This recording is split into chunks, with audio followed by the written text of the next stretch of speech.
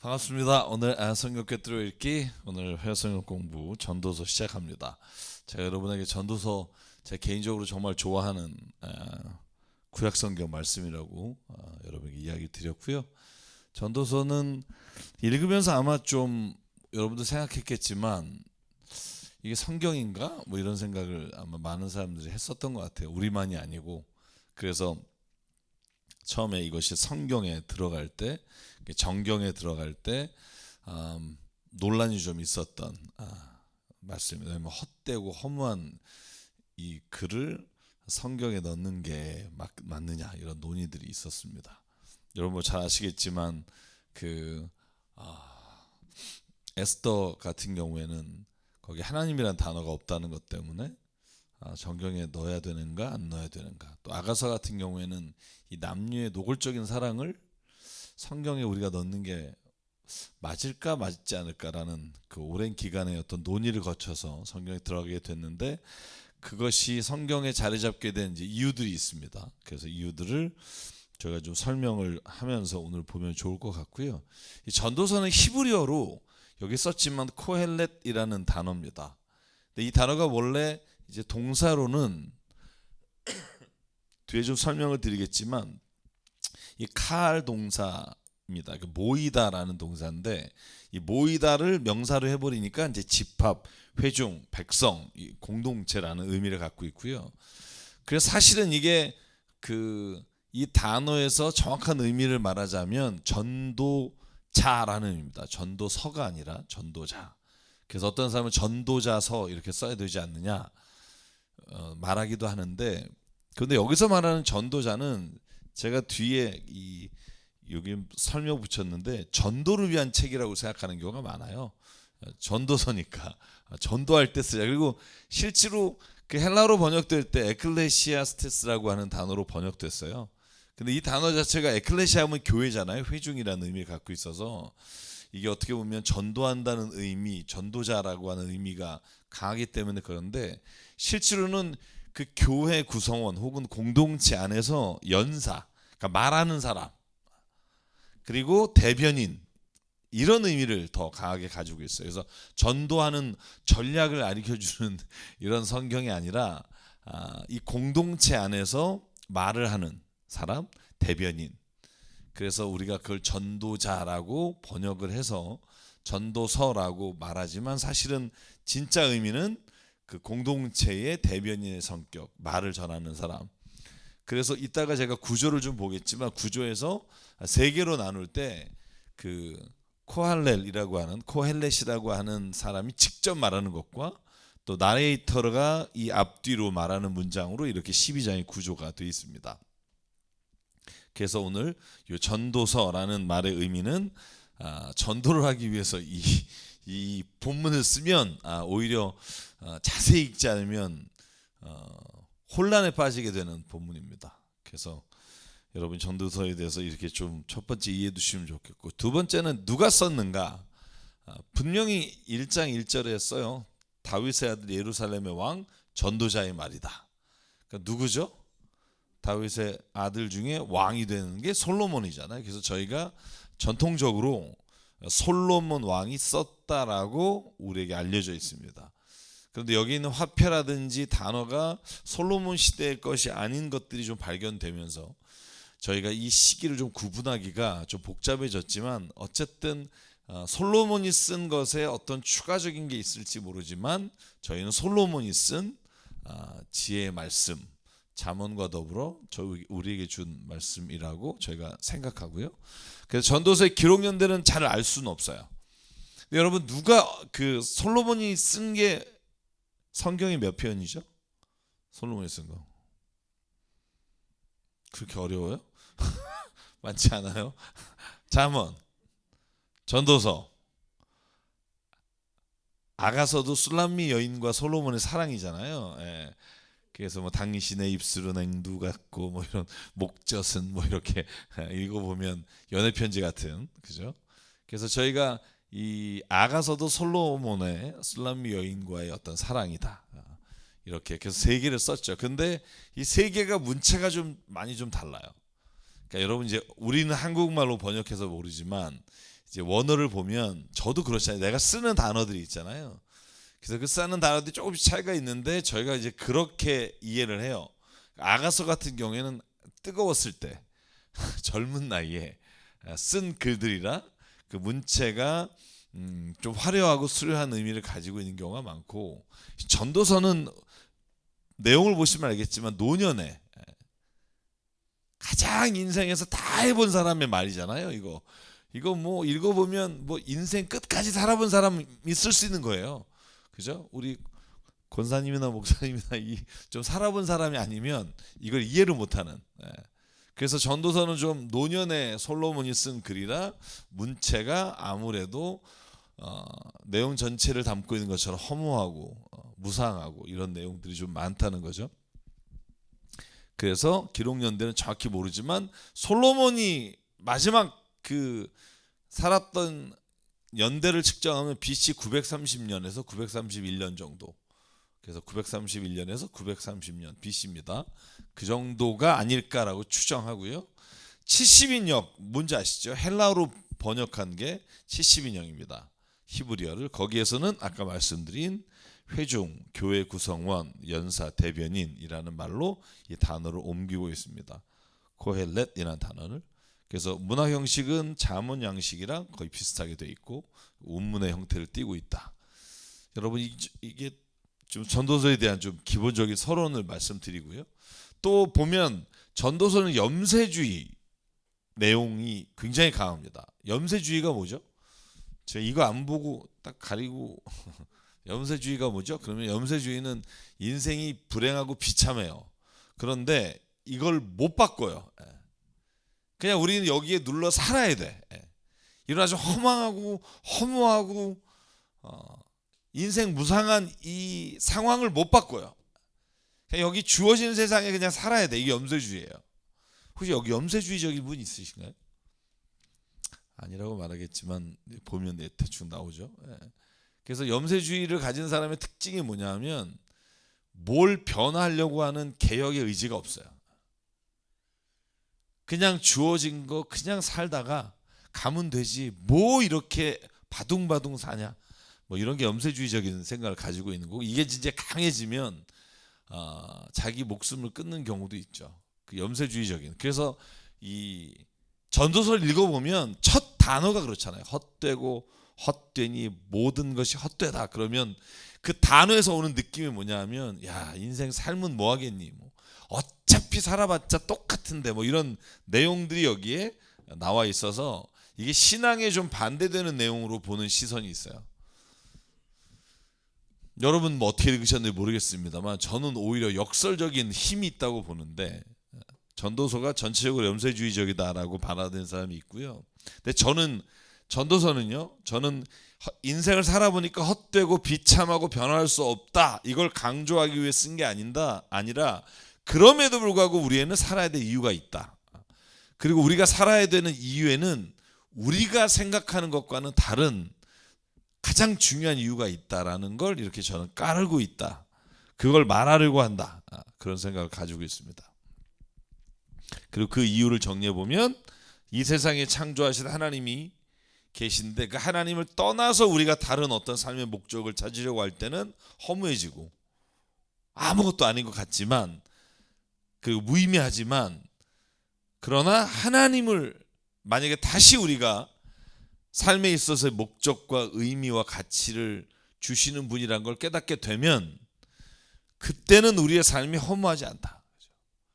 그래서 여러분 성경에서 그 전도서에서 가지고 있는 주제 중심 단어가 있어요. 해 아래 새 것이 없다. 헛되다가 이제 헤벨이라는 단어 나중에 한번 우리가 좀 살펴보겠지만, 그래서 저는 요 정도가 우리 전도서가 가지고 있는 어떤 전체적인 내용을 그리고 있다고 생각해요. 그래서 이제 내용을 좀 자세하게 들여보겠지만, 저는 꼭 읽어야 돼요, 성경. 그것도 또 인생을 또 좀 청년의 시기 중고등학교 때 읽으면 잘 모르겠다, 그죠? 뭐 그런데 좀 인생을 좀 살아보면 이 말씀이 좀 굉장히 와닿는다. 그래서 구조를 좀 보면, 구조는 그렇습니다. 화자가 누구인지에 따라서 나누는 게 저는 제일 좋은 것 같아요. 막 이걸 세 분에서 막 뭐 15개로 나누기도 하고 뭐 네다섯 개로 나누는데 저는 그냥 깔끔하게 1절부터 11절, 1장 1절부터 11절은 화자가 전달해요. 전도자가 말한다. 이렇게 전도자가 말하는 걸 나레이터가 말하는 형식으로 되어 있어요. 마지막에 12장 8절도 14절도 마찬가지예요. 전도자가 말한다 이렇게 되어 있어요. 그런데 그 중간에 2장부터 12장 7절까지 어떻게 되냐면 나 전도자는 이렇게 1인칭으로 기록하고 있어요.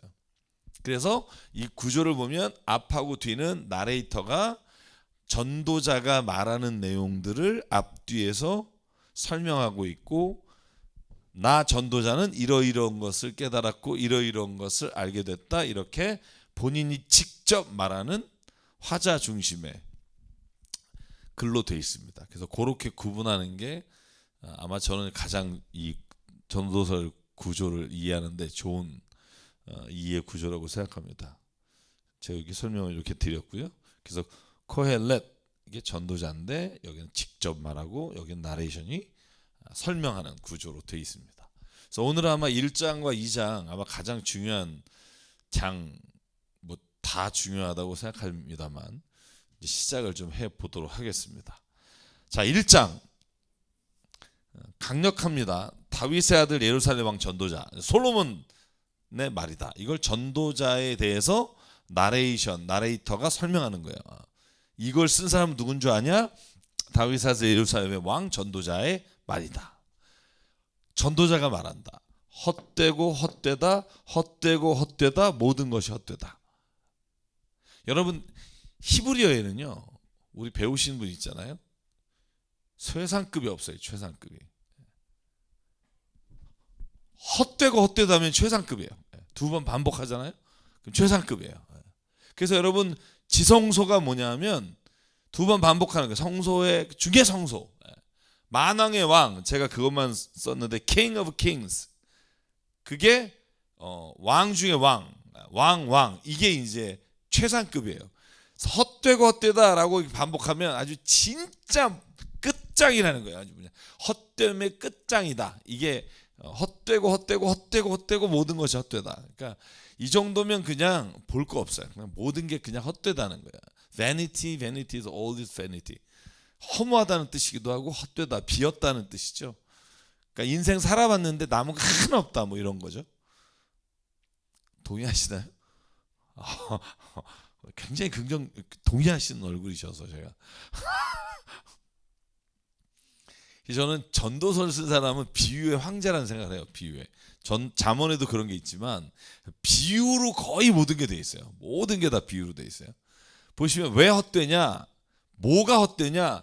사람이 세상에서 아무리 수고해봤자 보람이 없다는 거예요. 여러분 사람이 미치고 환장하는 게 내가 최선을 다해서 노력했는데 아무런 결과가 없어. 그때 느끼는 좌절감 있잖아요. 좌절감. 그죠? 그러니까 뭐 우리가 보통 왜 그 금수저, 뭐 흙수저 이런 얘기 하는데 아무리 노력해서 정말 했는데 어떤 애는 이렇게 낙하산으로 딱 와. 그러면 이제 허무하잖아요. 그죠?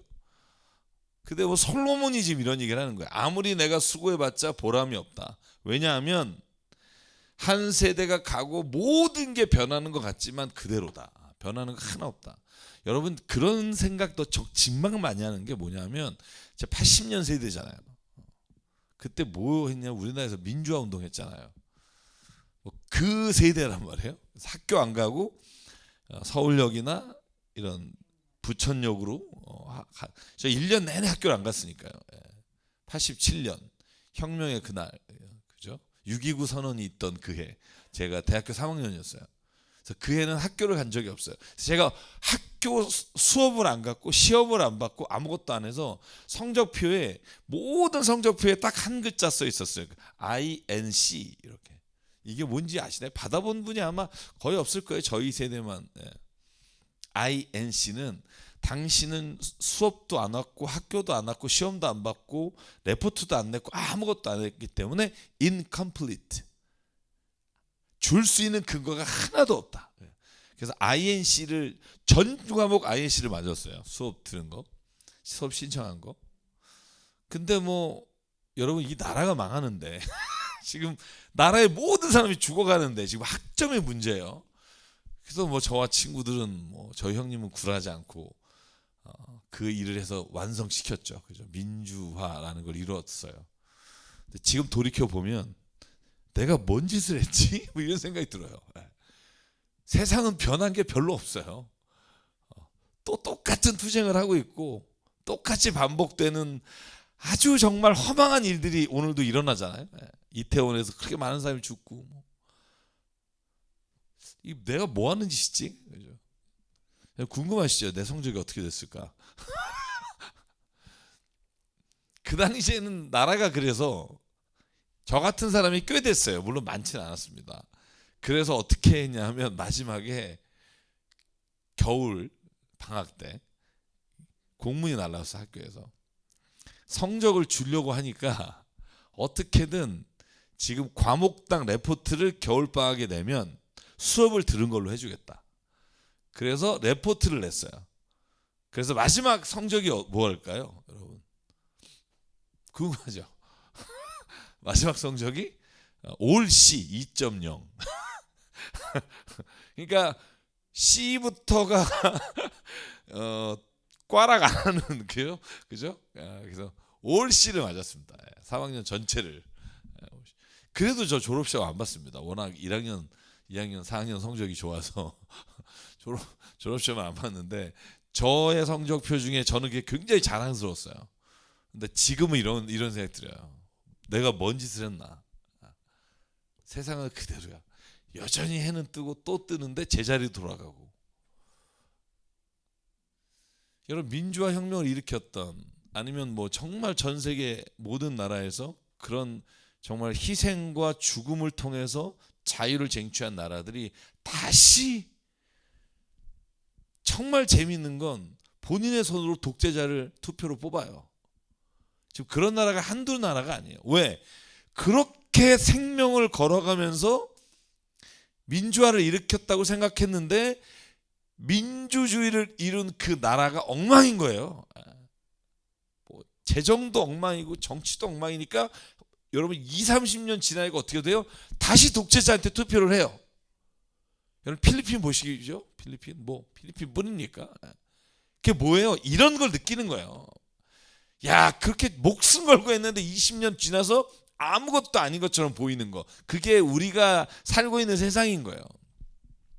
허무하죠. 그걸 여기에 뭐라고 비유하냐면 바람은 남쪽으로 불다가 북쪽으로 돌이킨다는 거예요. 바람이 확 이렇게 북쪽으로 간다는 거죠.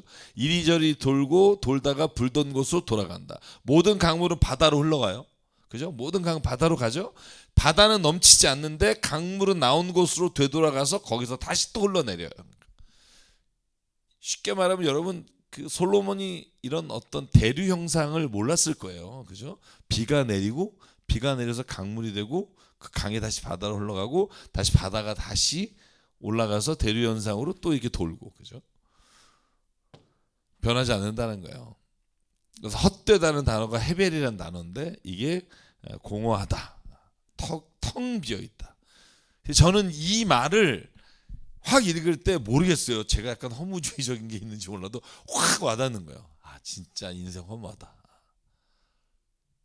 인생 허무하다. 저는 이 솔로몬의 말에 정말 동의하는 내용이 너무 많아요. 그러니까 열심히 살지 마자. 이러고 끝나면 이제 이게 염세주의적인 책이 되는데 12장을 보면 강력한 메시지가 있어요. 물론 그 중간에도 있지만. 자, 근데 오늘 세상 헛된 이유를 주구장창 들어요. 들으면서도 지겨워요. 이제 좀 지겨우실 거예요. 좀 이따 들어오면. 자, 왜 세상이 헛되냐? 만물이 다 지쳐 있음을 알 수 있는데 왜? 만족이 없다는 거예요. 아무리 가져도 만족이 없다는 거예요. 그 자기가 얼마큼 가졌는지를 뒤에 이제 막 자랑해요. 내가 가진 거 한번 들어볼래? 들으면서 약간 열받죠. 우리는 가져보지도 못했는데 이런 걸 가져도 만족이 없어? 난 저거 10분의 1만 가져도 와 만족하겠는데? 라고 생각하는데 솔로몬은 달라요. 만족이 없다. 그리고 귀에 들어도 차지 않고 눈에 봐도 만족이 없고 이미 있던 것이 훗날에 다시 있을 것이며 이 세상에 새 것이 없다. 봐라, 이게 새 거다 라고 말할 수 있는 게 어디 있느냐? 그것은 이미 오래전부터 있었던 것, 우리보다 앞서 있던 것이다. 지나간 세대는 잊혀지고 앞으로 올 세대도 그 다음 세대가 기억해주지 않는다. 그래서 여러분 오늘 이 솔로몬이 말하는 두 번째 이 세상이 허무하고 헛된 이유는 뭐냐 하면 만족함이 없다는 거예요. 그리고 새로운 게 없다. 여러분 저는요 이 책을 읽으면서 그런 생각해요. 요즘 누가 새롭게 쓴 책을 막 읽다 보면 이 책은 어디서 많이 본 것 같다 그러면 예전에 고전에 다 있어요. 그래서 여러분 유명한 말이 있죠. 철학을 공부하는 사람들 혹은 사상을 공부하는 사람이 가장 뼈저리게 느끼는 말이 있어요. 세상의 모든 철학은 플라톤 철학의 각주에 불과하다. 이런 말이 있어요. 그러니까 플라톤의 철학을 뒤에 각주를 붙여서 베리에이션을 변화를 줄 뿐이지 다 거기에 있는 내용들이 그 다음에 계속 흘러가고 있다. 100% 동의합니다. 뭐만 바뀌느냐? 단어만 바뀌어요. 그때 없었던 단어로 지금은 그 단어를 설명해요. 여러분 그래서 뭐 우리가 칸트의 단어 중에 딩한지 뭐 이런 단어들은 뭐 예전에 어떤 플라톤의 어떤 단어만 매겨두고 뭐 에포케라는 단어는 어떤 단어와 연결되고 그래서 우리가 지금 쓰고 있는 단어들은 무궁무진이 많아지지만 기본적인 생각들은 다 그 초창기 밀레토 수학파 뭐 혹은 플라톤 철학에서 벗어나지 않는다. 신학도 마찬가지입니다. 그래서 이미 있던 건 새로운 게 하나도 없다. 자 그리고 또 왜 세상이 헛되고 수고해봤자 보람이 없느냐? 자 이제 지가 가졌던 걸 자랑해요. 죄송해요. 지라 그래서 나 전도자는 예루살렘 왕돼서 이스라엘 다스린 동안에 얼마만큼을 가져봤냐 하면 하늘 아래에서 온갖 일을 살펴서 지혜를 짜며 심혈을 기울였다. 이 뒤에 이제 쭉 나옵니다. 이제 보면 여기 이제 뭐 좀 이따 쭉 볼 텐데 한번 여기를 먼저 보자고요. 하나님은 왜 사람을 이런 수고로운 일에다 얽매여 꼼짝도 못하게 하시는가? 세상에서 벌어지는 온갖 일을 보니 그 모두가 헛되어 바람 잡는 것과 같다. 나는 장담하였다. 내가 지혜를 많이 가지면 이전에 예루살렘에 다시 어떤 누구보다도 내가 지혜로운 사람이 되면 세상의 모든 것을 깨닫고 내가 만족할 수 있거라고 생각했다는 거예요. 그래서 난 지혜자가 되기를 원했다는 거예요. 세상의 지식을 쌓고 지혜를 가지면 내가 똑똑해지면 그러면 내가 이 세상에서 만족함을 느낄 수 있을 거다. 그런데 그처럼 알고자 하는 그것이 바람과 같은 것이고 결론은 이거예요. 지혜가 많으면 번뇌만 많고 걱정만 든다. 야 이거 솔로몬이 했으니까 우리가 웃죠. 이거 만약에 솔로몬이 아니라 딴 사람이 얘기했으면 아이고 공부 좀 하지 이럴 텐데 잠언을 쓴 사람이에요. 그죠? 그가 남긴 잠언이 뭐 몇천 개인데 자 지혜를 가지려고 애썼는데 결론이 뭐냐? 걱정만 많아졌다는 거예요. 요거 핑계 대서 공부 안 하는 적이 있었어요. 제가 성경을 근거로 엄마 많이 공부하면 번뇌만 많아지고 걱정이 많아진다.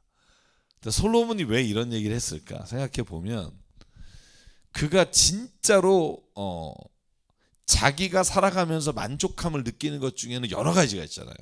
여러분 한번 생각해 볼 때 내가 만족함을 느끼는 게 뭐가 있어요? 여러분은 살면서 딱 보니까 생각나는 게 먹는 거. 그 다음에 또 뭐가 있어요? 가지는 거죠. 신상, 가지는 거, 먹는 거. 그 다음에 또 하나가 있다면, 그죠? 뭐 뒤에 솔로몬이 한 말이에요. 나는 하고 싶은 거 다 해봤다. 뭐 이런 거 해요. 배우는 것도 알아가는 것도 우리가 세상을 살아가면서 즐거움 중에 하나예요. 뭘 알아가는 거. 그래서 내가 조금 더 알면 막 환장하잖아요. 다른 사람보다 내가 더 안다고 뭐 이거 그게 인간이잖아요, 그죠? 뭐 내기하잖아요. 그거 뭐 이렇게 중요하다고 뭐 내기할래? 그거 맞는지 안 맞는지 뭐 이러면서 하는 게 뭐냐면 그게 굉장히 사람이 자기의 자긍심 이게 굉장히 중요한 거예요. 그 솔로몬으로 말하면 이 지혜에 관한 한 정말 남에게 둘째가라면 서로 자기가 말하잖아요. 모든 이 세상의 왕들보다 자기가 지혜롭게 되기로 애를 썼는데 그 다음에 그래서 나는 세상의 모든 걸 깨달았다. 이런 얼마나 멋있어요. 해봤는데 번뇌가 많고 걱정이 많다. 이게 애들한테 별로 교육사 안 좋아요. 그래서 아이들이 읽지 않게 하는 게 좋겠다 이런 생각 잠깐 해보는데, 자 그런데 아무리 발버둥 쳐도 지혜를 가져도 세상에 누구보다 뛰어난 지혜를 가져도 고뇌에 빠뜨리고 걱정으로부터 나오게 하지 못한다는 거예요. 여러분 저는 이 말이 얼마나 와닿냐면요, 우리가 뭘 안다고 해서 그 아는 것으로 인해서 그 고통이나 문제로부터 해결될 수 없어요. 머리는 알지만 여러분 자녀 키우는 거 혹은 인간관계를 어떻게 하면 잘하는 거 모르시나요? 알아요. 뭐 말할 때 이렇게 한다, 뭐 자녀에게 이렇게 한다. 아는 거하고 우리가 그 아는 거를 세상에서 사는 건 다르다니까요. 그래서 지혜라고 하는 게 사실은 우리로 하여금 이 세상에서 우리의 삶을 조금 더 본질적으로 굉장히 좋은 방향으로 만들 것 같지만 사실은 지혜라는 게 오히려 복잡해져요. 차라리 모르면 그냥 내가 괴로워하지 않은데 아는데 못하면 더 괴로운 거죠. 그래서 신앙생활 하시는 분들이 약간 우울증에 많이 걸리는 이유도 그런 거예요. 내가 아는데 어떤 길이 옳은 길이 어떤 길이, 근데 내가 그렇게 못 살아. 이게 반복이 계속 되다 보면 이제 내가 스스로가 이제 좌절하게 돼요. 그래서 저는 성경에서 한 위대한 말씀 있잖아요. 너 죄 지은 거 나 안 그러니까 버릴게가 아니라 잊어버릴게. 너도 잊어버려. 그죠? 넌 왜 그걸 기억해? 못 살아. 잊어버려. 그죠? 그래서 저는 하나님이 우리에게 주시는 가장 위대한 선포가 회개라고 늘 말하잖아요. 회개. 내가 회개하고 내가 정말 이걸 하나님 앞에서 선언하면 잊어버리라는 거예요. 그래서 되게 뻔뻔하게 살 필요가 있다. 여러분 세상을 막 이렇게 아둥바둥 살려고 하면 할수록 우리가 그렇게 더 지혜롭게 되는 게 아니라 괴로워진다는 거예요.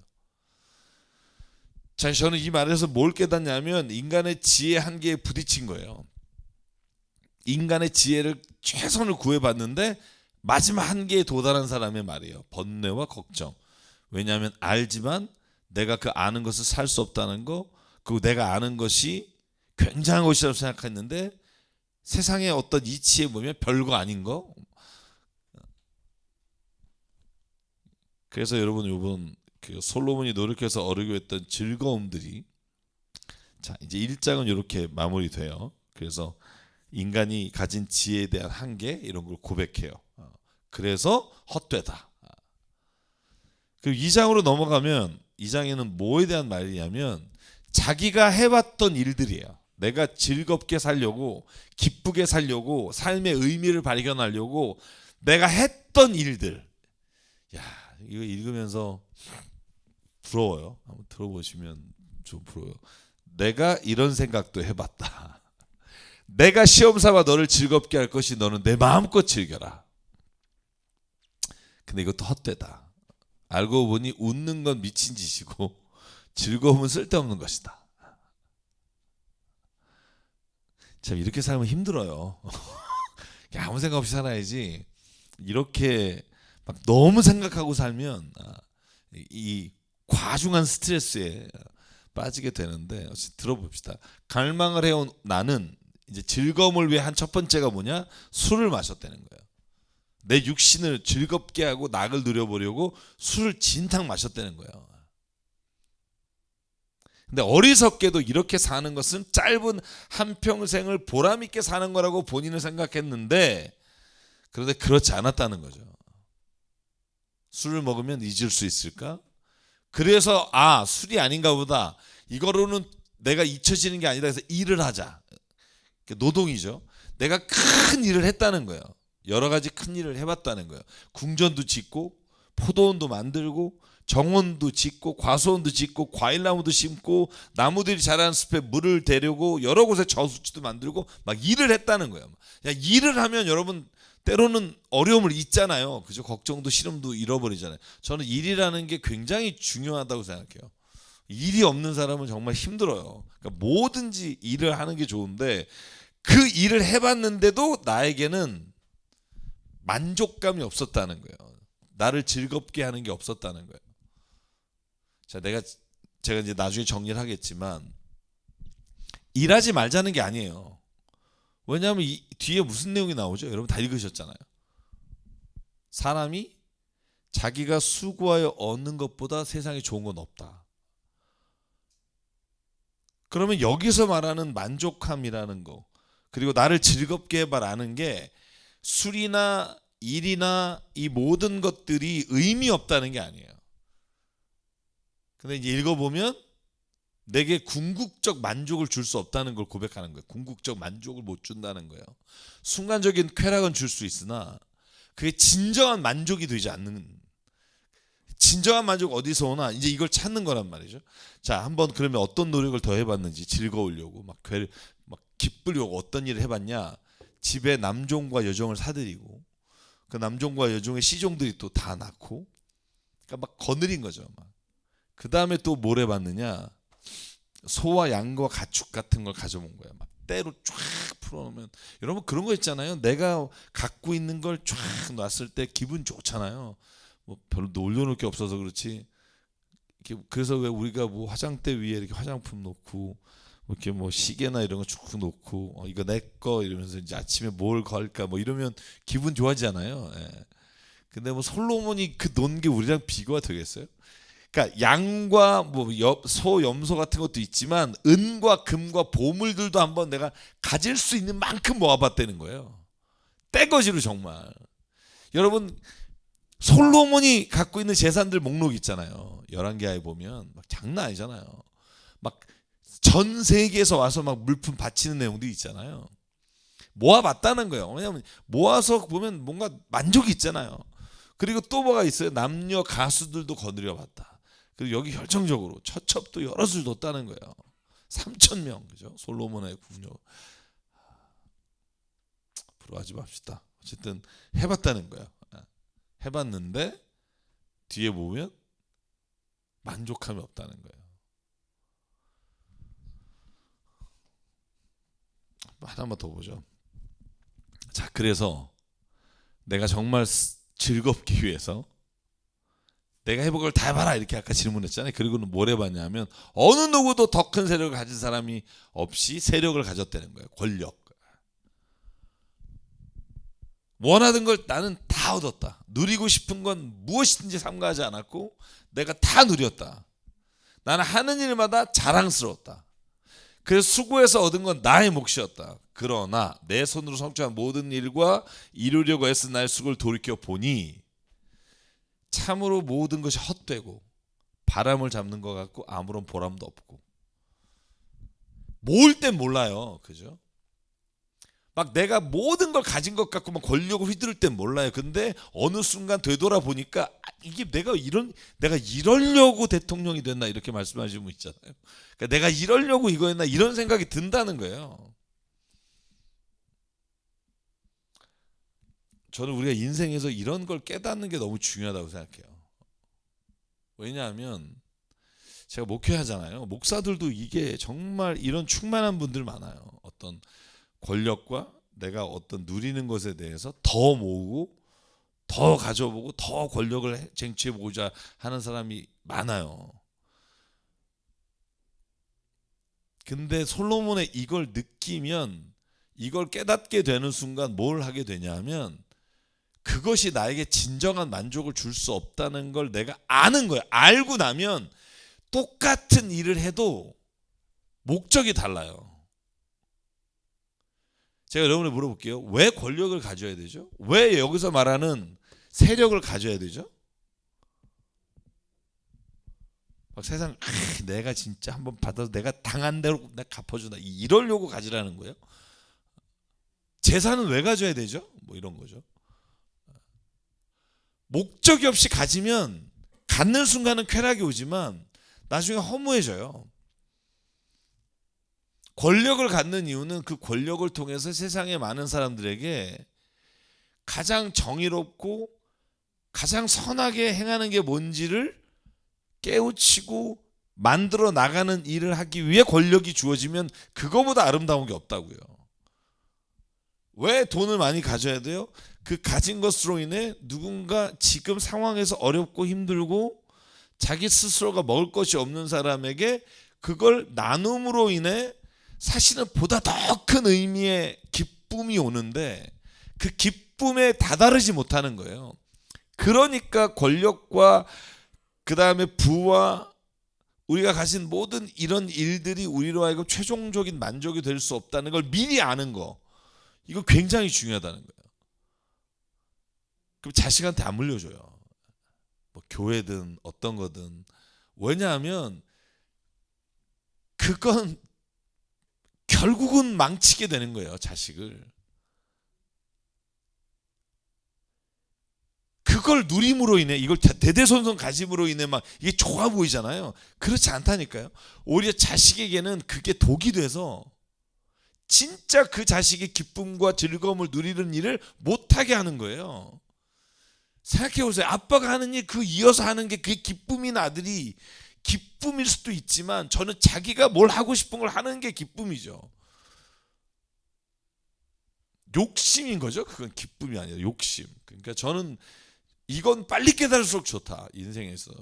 저도 전도서를 좋아하게 되는 순간부터 별로 이렇게 부럽지 않은 것들이 되게 많아요. 막 어떤 사람은 엄청나게 중요하다고 생각하는데 뭐 내가 볼 때 진짜 저거 가지고 왜 저러지? 라는 생각이 드는 일이 있어요. 그건 전도서를 깨달은 사람의 주는 특권이에요.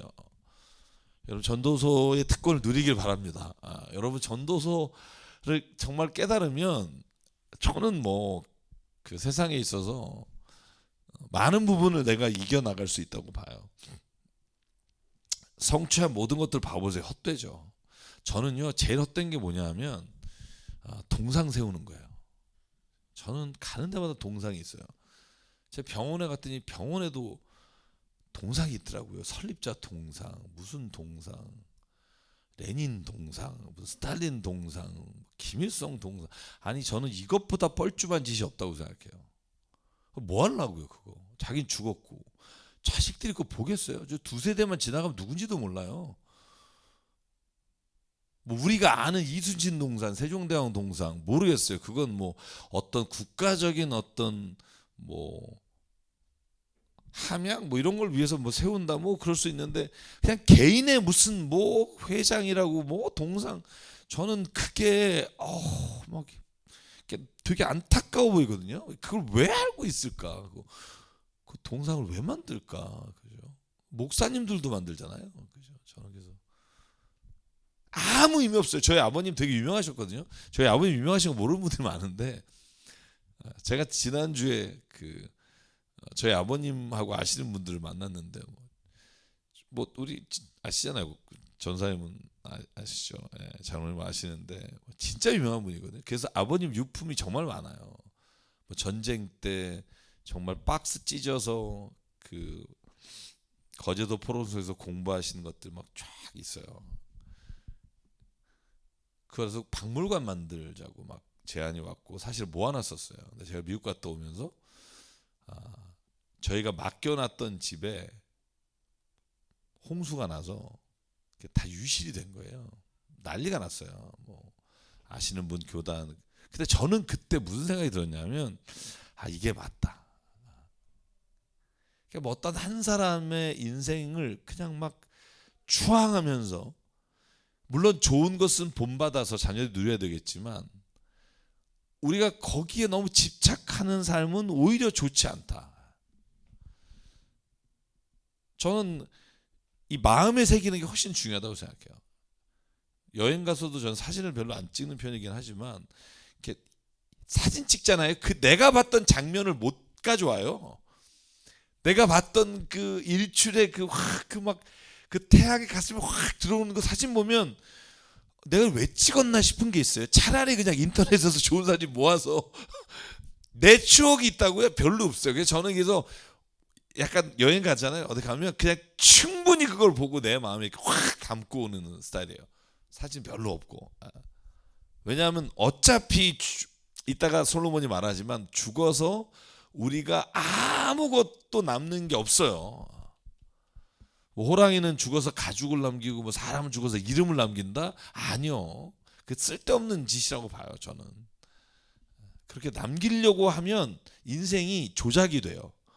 그냥 있는 대로 그냥 내추럴하게 살다가 내 자신 스스로가 그냥 이런 존재입니다라고 가는 게 낫지. 저는요, 여러분이 아는 뭐 유명한 사람 이름 대보실래요? 심지어 루터까지도, 루터라는 사람, 우리는 종교개혁자로 엄청나게 추앙하지만 루터에 나온 책들 중에 루터의 검은 역사 뭐 이런 책들이 많아요. 마틴 루터 킹, 미국을 흑인을 해방시킨 사람이죠. 그분의 개인사를 읽으면 그분 존경 못해요. 좀 추잡한 게 많아요. 우리는 뭘 기억하냐 하면 그 사람이 한 가장 좋은 걸 기억해서 그 사람을 그러니까 굉장히 아이디얼하게 만들어버려요. 그래서 그 사람을 추앙해요. 근데 그 사람도요, 가장 추하고 부끄러운 짓을 했는데 우리가 그건 안 하려고 하거나 지워버리거나 없애요. 왜? 그런 사람을 만들어 놓고 우리 그렇게 살자 이렇게 말하고 싶으니까. 마틴 루터 킹은 정말 그 복잡한 유자관계 맞습니다. 책을 읽어보시면 루터는 농민 살해를 지원했다는 이유로 엄청나게 비난을 받습니다. 그가 한 업적이 있지만 그 뒤에 언제나 어두움이 있어요. 어떤 열사나 의거를 했던 사람들 우리가 추앙하잖아요. 그런데 그 열사들도요, 누군가 그런 말 했어요. 그 사람이 빚 갚았니다? 이렇게 물어보면 우리는 관심 없어요. 그 사람 다른 사람을 막 대한 적 없니? 관심 없어요. 그 사람은 우상이 돼서 추앙이 돼서 그 일을 이루어오는 핵심이 되어야지 그 사람이 어떻게 살았는지에 대한 진짜 모습을 우리 모른다고. 그리고 추앙하는 거예요. 저는 그런 모습들이 때로는 우리로 하여금 세상을 왜곡되게 만든다는 거예요. 여러분, 인간 다 똑같아요. 밥 먹고 싸고요. 뭐 좋은 일도 하다가 실수도 하고 나쁜 일도 하고 그 나쁜 일한 거 회개하고. 저는 인간은요 똑같다고 제가 잠언할 때 말씀드렸잖아요. 의인과 악인의 기준이 없어요. 내가 그 나쁜 곳에 마음이 쏠리면 내가 악인이에요. 나는 우리 성경 읽을 때 되게 웃기잖아요. 나는 의인을 왜 읽는다니까? 악한 놈들은 다 죽어야 되는데 당신이 죽어야 된다니까요. 이게 나라니까. 그래서 전도서도 마찬가지예요. 저는 이 전도서를 깨닫는다, 이게 뭐냐면 이 세상에서 권력과 명예와 돈을 따라 사는 삶이 얼마나 허망한가, 결국 뭘 위해 살아야 되는가. 저는 전도서만큼 말하는, 아주 뼈저리게 드린 말하는 성경이 없어요. 자, 원하는 거 다 얻었고 성취하고 싶은 거 다 누렸는데 보람이 없어요. 왜일까? 뒤에 나와요. 자, 계속 질문 던져요. 자, 임금의 자리를 이어받을 사람이 무엇을 할 수 있는가? 기껏해야 앞서 다시는 왕이 하던 일이요. 왕이 하던 일 이어서 또 하잖아요. 무엇이 얼빠지고 어리석은 일인지 알아보려고 애를 썼다. 도대체 얼빠진 일이 뭔가, 내 선조가. 슬기로운 사람은 제 앞을 보지만 어리석은 사람은 그래서 지혜롭게 되려고 했다는 거예요. 근데 솔로몬이 마지막 깨달은 허무한 게 뭔지 아세요? 아, 지혜로운 놈이나 무식한 사람이나 다 똑같이 죽는구나. 심지어 지혜로우면 먼저 죽는구나. 그죠? 아니, 그렇게 열심히 공부하고 지혜로웠으면 좀 하나님이 좀 더 살게 하든가. 지혜 있는 사람이나 어리석은 사람이나 똑같은 운명에 놓여 있는데 뭐 하려고 내가 얼빠지게 이런 일을 하고 있지라는 생각하는 거예요. 저는요, 이거 진짜 안 해본 사람이 쓴 거라고 생각하지 않아요. 이걸 해본 사람이 쓴 거예요. 확실한 건. 자, 만족하기 위해서 무엇이 어리석은 일인지 해봤지만 운명은 다 똑같아요. 되게 재밌지 않아요? 전도서? 아, 나만 재밌어요? 그런 거예요? 제가 예전에 12년 전에 했던 그 성경 꿰뚫어 읽기를 똑같이 지금 두 번째 하고 있잖아요. 제가 다시 가끔 들어요. 별로 제가 하는 강의나 설교를 안 듣는데 들어보면 진짜 재밌는 차이가 있어요. 무슨 차이가 있는 줄 아세요? 안 들어보셨구나.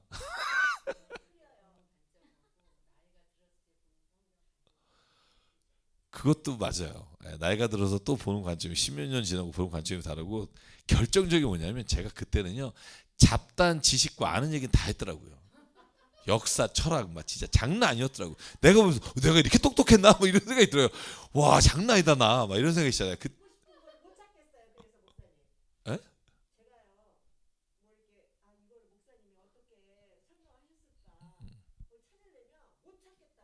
그러니까 제가 딴 얘기하다 끝나는 경우가 많아요. 제가 들어보니까 막 그냥 그걸 설명하기 위해서 막 이것저것 아는 걸 확 동원해서 그게 또 좋은 사람도 있고 도움이 되는 사람도 있을 텐데 제가 요번에 하는 거 보니까 제가 진짜 성경 구절 하나에 그냥 거의 목숨을 걸고 가더라고요. 그래서 아 이게 나이가 들면 이 솔로몬이 말한 것도 잡다한 지식과 지혜가 아니라 그냥 이 하나님의 말씀으로도 내가 정말 모든 게 다 설명이 된다는 어떤 생각을 요즘 그냥 가져요. 이게 한 10년이 지나면서 제가 보면서 우연히 보다가 와 장난 아니다 얘 그래도 이렇게 나더라고요. 그래서 아 그때 이제 미국에서 와서 장난 아니었다 내가 진짜 잘난 척이 아주 끝판왕이었다 이런 생각을 했는데 여기서 제가 쓴 게 그거예요. 솔로몬은 찰나의 쾌락으로 영원한 기쁨을 추구하려고 했어요. 그러니까 안 되는 거예요.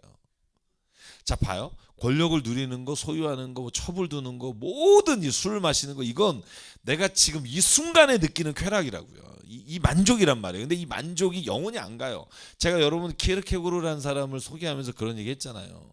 우리가 쾌락이 어제의 쾌락이 오늘의 쾌락이 유지되려면 어제보다 더 강도가 세져야 되고 길어져야 어제만큼의 기쁨이 와요. 여러분 똑같은 장소에 놀러 갔는데 여러분 처음 갔을 때하고 두 번 갔을 때 똑같지 않아요. 떨어져요 감이. 그게 우리가 가지고 있는 순간적 즐거움이라고 하는 거의 한계예요. 엄청나지만 시간이 지나면 엄청나지 않아요. 궁궐에 살아보세요. 처음에 한 달 살아보세요. 지루해요. 걷기도 힘들고 이 방에서 저 방 가는데 왜 이렇게 오래 걸리냐. 이 불평이 나온다니까요. 처음에야 내가 이 집이 내 집이야 이러지만 아씨 좀 그래서 얘 뭐 하는 거예요? 자기가 안 걷고 이제 마차 이거 들고 다니고 막 이런 거 하는 거잖아요. 그러니까 여러분 순간의 쾌락, 찰나의 쾌락을 영원한 기쁨과 같다고 생각하거나 아니면 영원한 기쁨을 순간의 쾌락의 찰나에서 찾으려고 하니까 불만족이 오는 거예요. 헛된 거예요. 그러니까 잘못 찾은 거예요. 제대로 된 길을 갔어야 되는데 그러지 못하고 가니까 헛된 거예요. 근데 저는 우리는 그런 모습을 보면서 깨달으면 우리가 이 세상을 마지막 순간에 솔로몬처럼 고백하지 않을 수 있다는 거죠. 에피큐로스 학파라는 거 써놨잖아요. 그죠? 에피큐로스 학파가 우리가 뭐라고 번역하냐면 쾌락주의라고 번역해요. 쾌락주의, 플레저리즘이라고 영어로 돼 있는데 여러분 이거 굉장히 오해 여지가 많아요. 그래서 막 에피큐로스 학파는 막 예를 들면 막 우리가 순간의 쾌락, 뭐 성적으로 아니면 무슨 뭐 육체적 이런 쾌락을 바란다고 생각하는데 결국은 그런 쾌락을 추구하다가 모든 이런 쾌락을 말하고 있는 철학 사조가 어디로 가냐면 순간적 쾌락은 오래 가지 않는다. 그래서 진정한 쾌락은 오래 가고 지속 가능성이 있어야 되고 그리고 육체나 물질적인 게 아니라 영적인 쾌락이어야 한다. 다 그렇게 가요. 그러니까 뭐 그게 스토아 학파에서도 나오고 영지주의는 좀 결은 다릅니다만 왜 그렇게 가냐 하면 해보니까 여러분 나이가 3, 40대는 그런 쾌락이 기쁘죠. 근데 7, 8, 50, 60, 70이 되면서 그 쾌락으로 만족할 수가 없고 나이가 떨어질수록 그 쾌락의 만족도가 떨어진단 말이에요. 그러면서 정말 쾌락이 뭘까? 아, 육체적이고 순간적인 쾌락이 아니라 영원하고 영적인 쾌락이 우리에게 진정한 쾌락을 주는구나. 예를 들면 이런 거예요. 오늘 100만 원을 벌었어요. 기뻐. 너무 기쁜데 이 100만 원을 벌면서 인해서 1000만 원을 더 막 1억을 번다. 이런 어떤 내가 물질을 가짐으로써 오는 기쁨들은 사실은 이걸 잃어버릴까 두려워하는 마음으로 인해 이 기쁨이 한순간에 걱정이 돼요. 뭘 가져보지 못해서 동감 못하시는 것 같은데 그러니까 가지면 가질수록 기쁨이 넘치는 게 아니라 물질이나 육체는 아니 우리가 만약에 육신적으로 뭔가 뭐 쾌락을 누린다고 생각해봐요. 이게 지금 내가 쾌락을 누린다고 해서 누군가를 좋아해요. 사랑한다고 쳐봅시다. 육체적인 사랑. 그러면 두렵잖아요. 누군가 이 여자가 이 남자가 누군가를 좋아하면 어떡하지?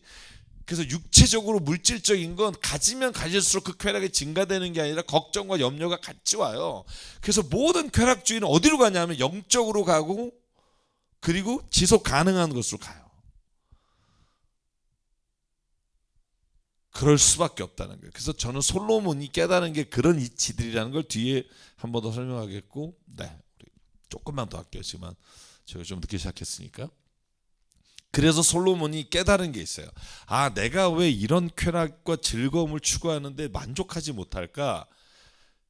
아주 유치한 거예요. 저는 이 유치함도 우리가 알아야 되는데, 생각해 보니까 내가 수고해서 애써서 다 모아놓은 걸 내 자식놈이 갖더라. 이 꼴을 못 보겠다는 거예요. 왜 못 보냐 하면 이런 거예요. 그 자식이 슬기로운 놈인지 어리석은 놈인지 알지도 못하는데 이게 걔한테 다 가야 돼. 그러면서도 세상에서 내가 수고를 마다하지 않고 지혜로 이루어 놓은 것들을 그에게 물려줘야 돼. 그러니까 헛되다는 거예요. 여러분 이걸 성경에서 진짜 많이 보죠. 누구죠? 엘리 제사장의 두 아들 홈리와 비나스도 그랬죠. 여러분 사무엘의 70명의 아들도 다 하나같이 떨거지였죠.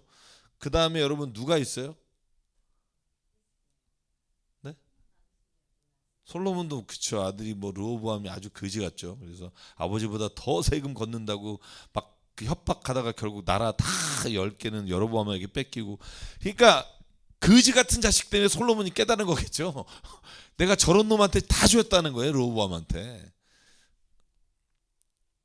그러니까 세상에서 했던 모든 수고를 생각해보니까 내가 이러려고 정말 이랬나? 얘 주려고? 막 실망뿐인 거예요. 왜냐하면 이런 거죠. 내가 영원히 못 살아요. 내가 지혜로워요. 내가 모든 걸 가져요. 근데 나는 영원히 살지 못해. 그럼 어느 한순간에 이걸 넘겨야 돼요. 근데 넘기지 못하는 거예요. 여러분 왜? 내가 이러는 건데 이러면서 이게 집착이 되면 사실 내가 괴로워지고 내가 얘한테 물려주는 것도 싫어지고. 그래서 여러분 자식들 간에 얼마나 많은 싸움이 있어요. 재산 때문에. 수고는 슬기롭고 똑똑하고 재능 있는 사람이 하는데 그가 받아야 될 몫은 아무 수고도 하지 않은 놈이 차지해요. 이거 헛되다. 뭔가 잘못됐다. 그죠? 그러니까 솔로몬이 사회에 기부를 했어야죠. 재산을. 아들 왜 주냐고. 이런 쓸데없는 거 다 아들 줘갖고 망하잖아요. 그죠? 그래서 저는 유산은 자녀에게 안 물려주는 게 너무 좋다고 생각해요. 기존에 먹고 살 수 있을 정도 외에 너무나 많은 걸 주면 사실은 그걸 가지고 잘할 수 있으려면 이걸 깨닫든가 아니면 고통의 바다에 빠져서 허우적거리다 나오든가 둘 중에 하나예요. 솔로몬은 고통의 바다에 빠져서 막 괴롭고 힘들고 못 먹고 이런 걸 통해 깨달은 케이스가 아니에요.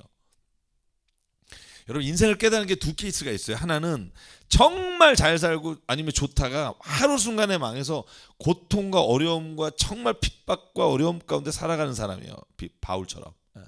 그런 사람도 깨달아요. 아, 이게 인생이 아니구나. 뭔가 인생에는 더 깊은 게 있구나. 그런데 솔로몬처럼 지적인 깨달음이 있어요. 물론 이 사람도 그런 어떤 고통과 허망함은 아니지만 살아오면서 깊이 살펴봤더니 아닌 거예요. 허망한 거예요. 막 몰려오는 거예요. 이렇게 몰려올 때 솔로몬처럼 깨닫는 사람이 너무나 똑똑한 사람이죠. 자식 물려주면서 너도 있잖아. 악착같이 모아야 돼. 이게 아니라 이런 놈한테 물려주면 야 이게 뭔가 잘못된 거 아니냐? 쟨 뭐 했다고 이걸 누리지? 그리고 그렇게 악하게 살지? 왜 그 르호보암 얘기 보면 재밌는 거 많잖아요.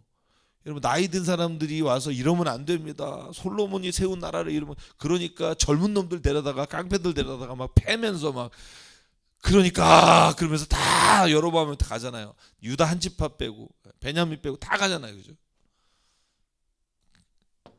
자 이러다 그죠? 마지막 여기 마지막입니다. 여기 내가 질문으로 끝났는데 그래야 다음 주에도 여러분이 또 이렇게 올까봐. 네. 그래서 이 헛된 세상에 그래도 즐거움을 보람을 느낄 수 있는 이유가 있을 거 아니냐. 그리고 솔로몬이 마지막으로 말하는 게 뭐냐면 그래 다 헛돼.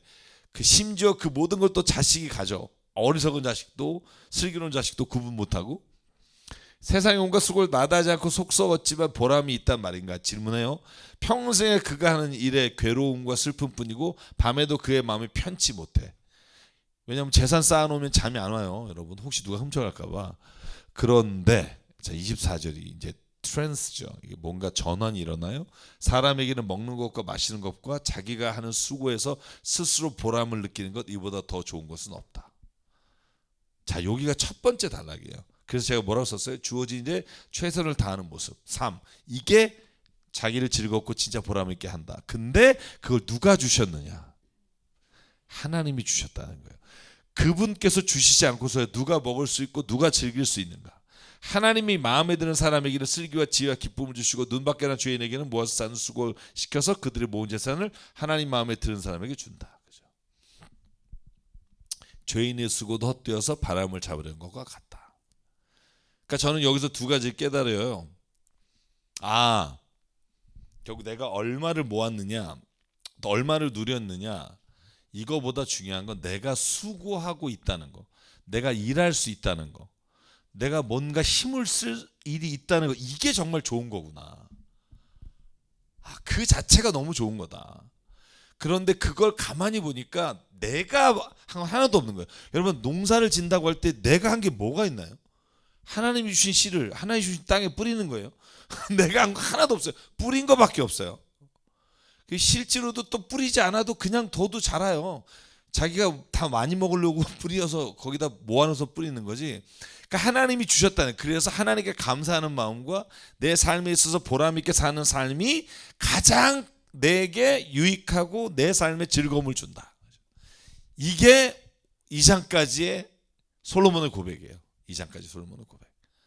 그리고 3장에 가면 어떻게 해야 돼요? 여러분 오늘은 2장까지만 하겠습니다만 3장에 가면 사람이 죽을 때가 있고 살 때가 있고 사랑할 때가 있고 미워할 때고, 이해가 왜 나왔을까? 다음 주에 다음 주에 coming soon, I'll be back 이런 거죠. 다음 주에 이야기 나누도록 하겠습니다. 오늘 함께 해주셔서 고맙고요. 하여간 전도서는 꼭 정말 몇 번을 좀 이렇게 곱씹어서 읽어보고, 제가 또 부탁드리는 건 새 번역뿐 아니라 개정개역, 공동번역, 하여간 최대한 내가 읽을 수 있는 성경 버전을 가지고 다 읽어보시고요. 그러면서 뜻을 한번 생각해 보시면 훨씬 더 함께 읽어 나갈 때 도움이 되실 거라고 믿습니다. 자, 한 주간 행복하십시오. 샬롬 축복합니다.